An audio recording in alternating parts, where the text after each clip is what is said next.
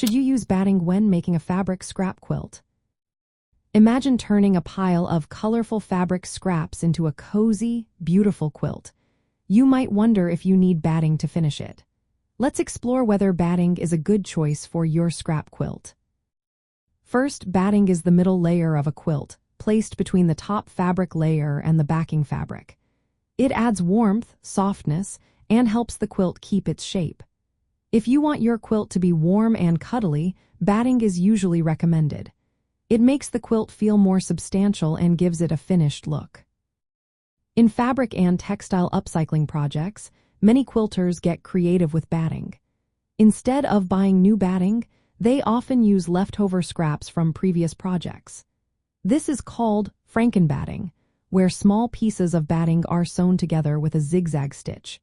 It's a smart way to reuse materials and stay true to the recycling craft spirit. When making a scrap quilt, some people use the quilt-as-you-go method. This means attaching fabric scraps directly onto a piece of batting. It simplifies the process and reduces bulk, making it easier to handle.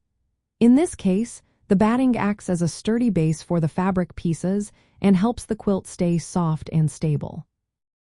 If your goal is to create a warm, functional quilt, batting is a good idea. It adds insulation, making the quilt cozy for cold nights.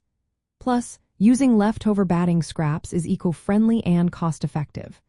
To piece batting scraps together, use a large zigzag stitch and matching thread so the seams stay hidden, especially if your quilt has light-colored fabrics. However, if your quilt is mainly decorative or you want a very thin, lightweight piece, you might skip batting.